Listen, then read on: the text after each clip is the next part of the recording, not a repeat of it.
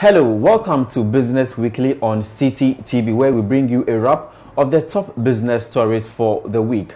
And coming up in this edition, appointment to the board of directors of the Securities and Exchange Commission, as well as a new director general for the commission, raises concerns among players in the industry. We'll be telling you why this is the case. Also, agitations increase among business associations over delay in the release of stimulus package by government. Details of these plus other top business stories coming up with me, Pius Amihere Eduku.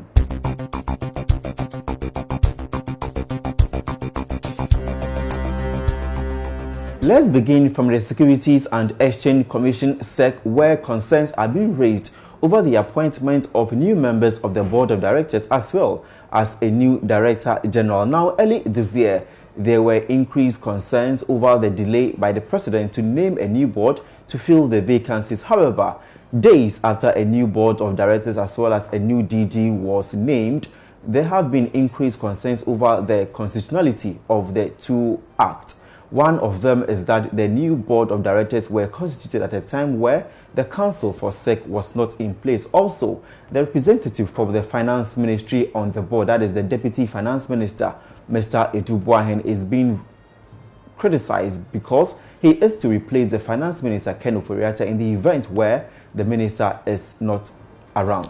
Now, local businesses have begun agitating over the delay in the release of stimulus packages to help distressed local enterprises.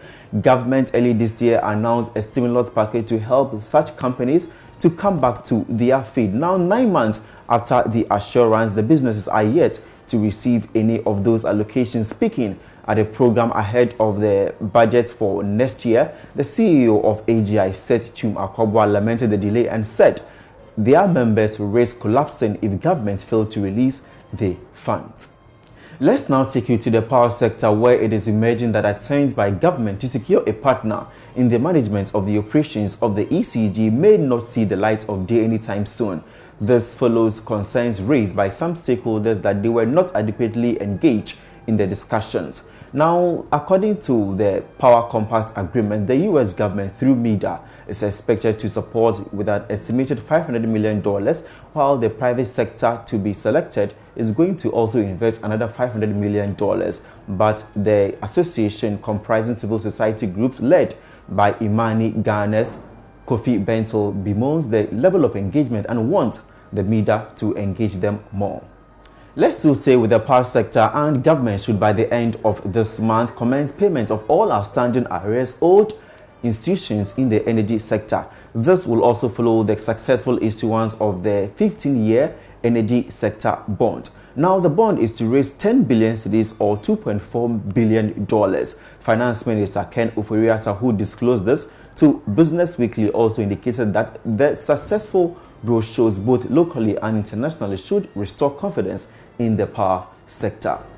We end with some news from Ghana's cocoa industry, and the Ghana COCOBOD has disclosed that it has been compelled to secure a loan from the Bank of Ghana to support operations of the cocoa subsector. Now, the Agric Minister, Dr. Owusu Efriye Akoto, who disclosed this, said the COCOBOD has been compelled to secure $200 million credits from the BOG at a rate of 22%. This also follows the inability of the COCOBOD to get access to all funds secured under the $1.8 billion cocoa syndicated loan. Dr. Owusu Efriye Akoto, however, says that even though world prices of cocoa are declining, the government will ensure that it protects cocoa farmers. And that is it for this week's edition of Business Weekly on City TV. My name is Pius Amihere Eduku. For the meantime, visit citybusinessnews.com for top business stories. See you next week.